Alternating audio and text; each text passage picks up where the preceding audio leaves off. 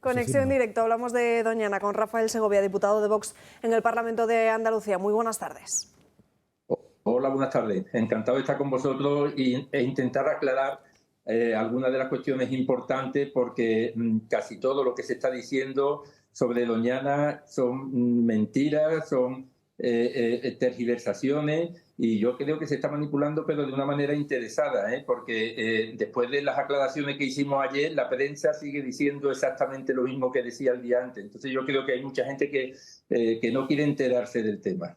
Justo estábamos hablando precisamente de esas mentiras a las que está recurriendo la izquierda y que necesitábamos conocer el fondo de este asunto. Así que es un placer poder hablar con usted y que nos aclare todas estas cuestiones. ¿En qué consiste lo que han aprobado desde su grupo parlamentario con el Partido Popular en el Parlamento de Andalucía y que ha puesto al gobierno patas arriba y que ha enfadado a toda la izquierda? Porque ellos dicen Doñana no se toca, pero según lo que he podido leer esta mañana, en ese proyecto en ningún caso se habla de las aguas subterráneas, sino de aguas superficiales, ¿no?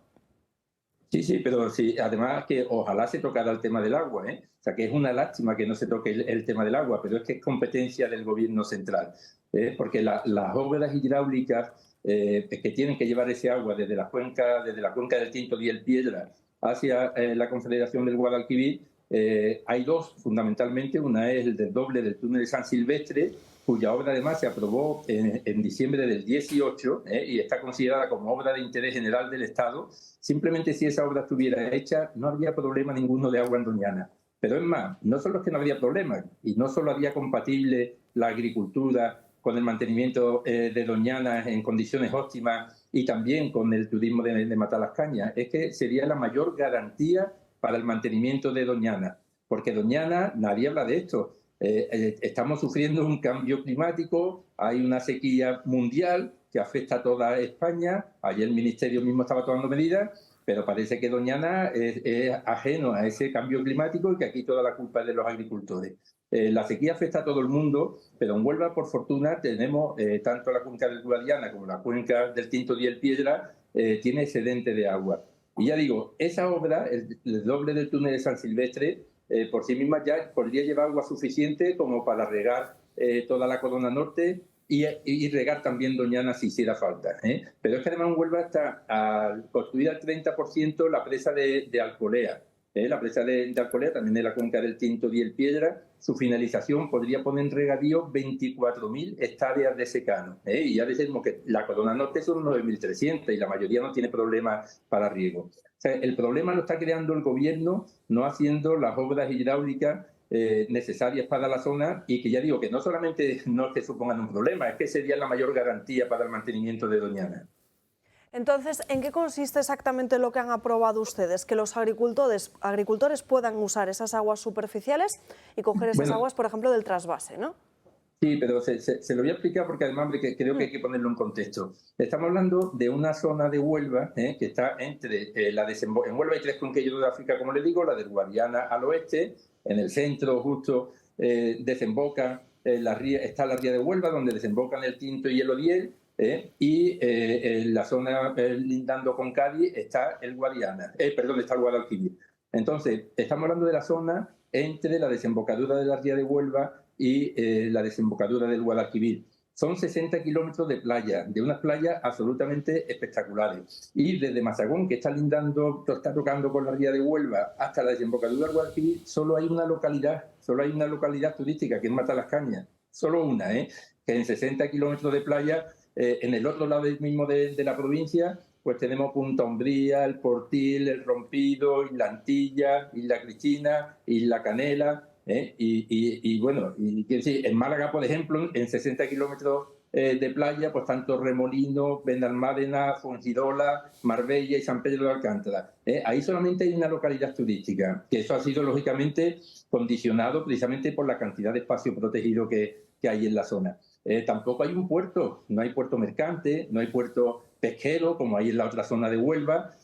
No hay industria, porque además es una zona que está aislada, porque tenía que haber una carretera con Cádiz. Les recuerdo que desde Gerona hasta Huelva todas las provincias costeras están unidas por carreteras, menos Huelva y Cádiz, por lo cual dificulta también la instalación de cualquier tipo de negocio en la zona. O sea que es una zona digamos, depende, está absolutamente condicionada y limitada a su desarrollo por Doñana. Entonces, ¿qué actividad le quedaba a toda esta zona? La agricultura. A estos habitantes, a los vecinos de estos pueblos solamente les quedaba impulsar la agricultura. Y lo hicieron además y de una manera fenomenal, introduciéndose en los mercados internacionales, pero además con el auspicio de la administración socialista. Que organizaban reuniones en los pueblos, tanto la autonómica como las locales. Se organizaban reuniones, daban subvenciones a jóvenes agricultores, subvenciones para modificar las explotaciones ya existentes y animando a los vecinos de la zona que invirtieran en el campo.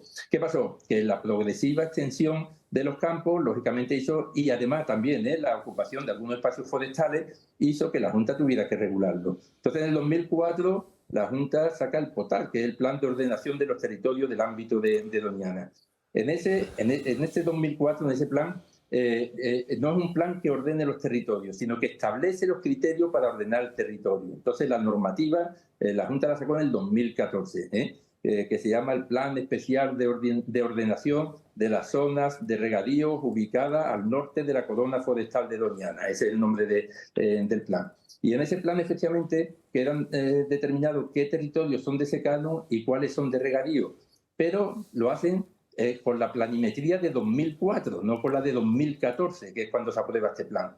¿Qué ocurre? Que entre 2004 y 2014 muchos agricultores habían invertido su tiempo y su dinero en poner en regadío tierra. Y había otros que habían cultivado con anterioridad a 2004, que en ese año no habían cultivado por las razones que fuera, y también quedan declarados sus territorios como no regables, ¿no?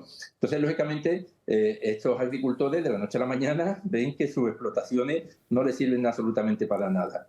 ¿Qué es lo que ocurre? Pues lógicamente entra en una batalla judicial. Quiero decir que el plan que dice que fue consensuado es mentira. Hubo 3.600 alegaciones por parte de los agricultores que no se consensuó con ellos absolutamente nada y que además no fueron respondidas las alegaciones. En el 2016, el PP, estando en la oposición aquí en Andalucía, presentó una proposición no de ley para hacer una reordenación de los territorios y una recalificación. En el 2021, recuerdo que en el 2018 el PP pasó a gobernar con Ciudadanos, con nuestro apoyo.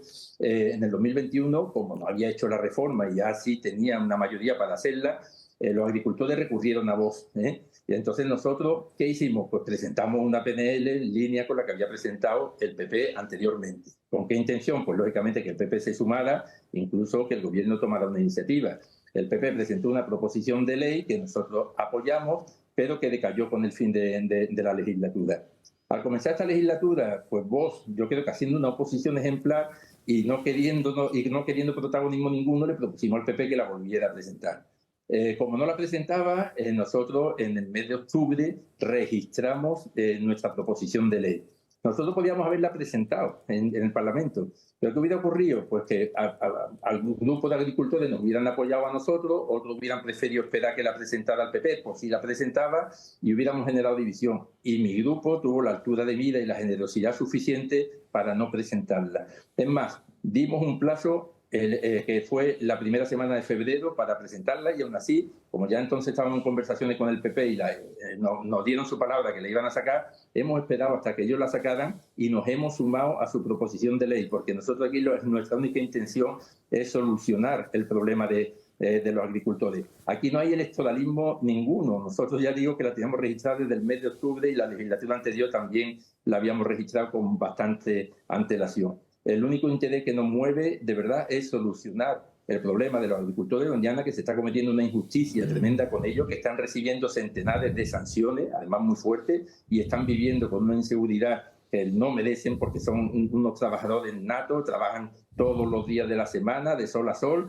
Me encantaría que ustedes enviaran para allá cámara y los conocieran o que les visitaran, porque son gente que trabajan y que merecen la ayuda, pero no que se merezcan la ayuda, que merecen justicia simplemente. Entonces, lo que nosotros queremos de momento, lo que podemos hacer desde el Parlamento andaluz es recalificar las tierras. Recalificar significa, ojo, que además había una oficina que tendrían que demostrar parcela por parcela que esas tierras estaban en regadío antes de 2014 y que no era terreno forestal.